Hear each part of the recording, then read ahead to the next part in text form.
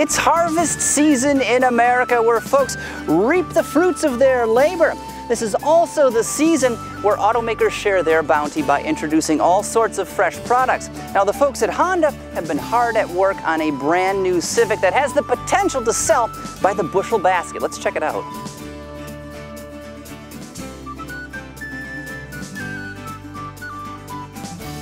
It may be a small car, but it is a very big deal. This nameplate has been sold in the U.S. for more than 4 decades, with American buyers snapping up some 10 million of them since old Tricky Dick Nixon was president.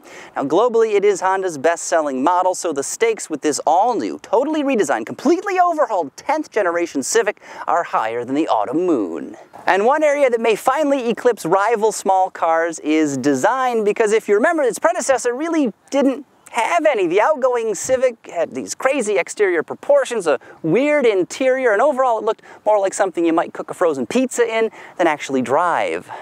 But looky here, the 2016 model has some unexpected style with an arching roofline, short rear end, and muscular fenders. Is that a bit of Mazda 3 I see? Now, there are worse designs to borrow from. All that visual panache hides increased dimensions. This car is nearly 2 inches wider and has a 1.2 inch longer wheelbase than today's Civic sedan. It's also almost 3 inches longer. Now, thanks to these changes, the company claims it has the largest cabin in the compact segment. Despite the injection of growth hormones, it hasn't gained any weight. In fact, the overall structure is lighter, thanks in part to the increased use of ultra-high-strength steel, something that also helped increase torsional rigidity by 25%. Now, depending on model, overall weight is down between 50 and 100 pounds. Anyway, now for a few technical details. Ahead of the firewall, LX and EX models are powered by a 2-liter VTEC 4-cylinder engine. It puts out a class-competitive 158 horsepower along with 138 pound-feet of torque. Now, basically, pretty much all the Civics are offered with a continuously variable automatic transmission, though if you do opt for the entry-level LX version of the car, you can get a 6-speed stick, which is pretty cool.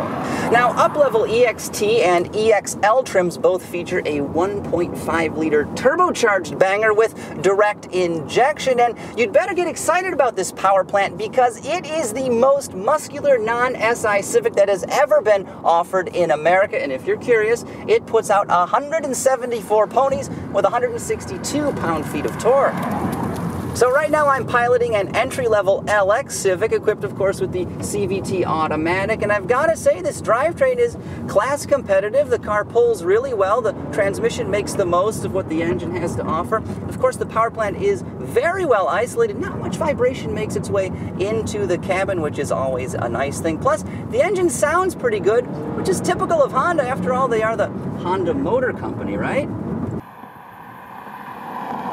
Stopping for a moment to check out the interior, 2 things are immediately obvious compared to the outgoing Civic. And the first is that the materials in here are of way higher quality. The soft plastic looks really nice. The trim is beautiful. Even the hard stuff is attractively grained. And then the overall design is much more mature. If you remember, the 2015 Civic has this sort of wonky 2-tier dashboard. It just looks like a spaceship or something. No thank you. This, however, 2016 model looks like a car an adult would actually drive. Now, as for the back seat, thanks to the wheelbase stretch and this being a wider car, you do get more legroom, and I actually fit back there quite comfortably.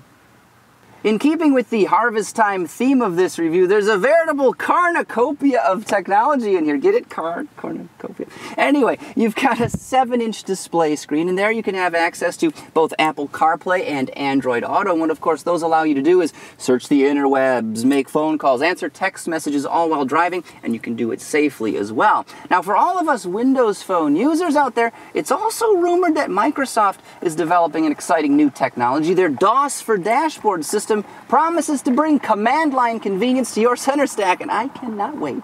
Aside from all of that, the 2016 Civic also features lots of standard equipment, things like automatic climate control, an electric parking brake, auto up and down power windows, and a lot more. You can also get 3 different interior colors. There's black, ivory, and gray, which are available in both cloth and leather. As for options, the car can be dressed up with snazzy LED lighting for the headlamps, DRLs, and taillights. You can also get Honda Sensing, the company's suite of advanced driver assistance technology, which offers things like road departure mitigation and adaptive cruise control.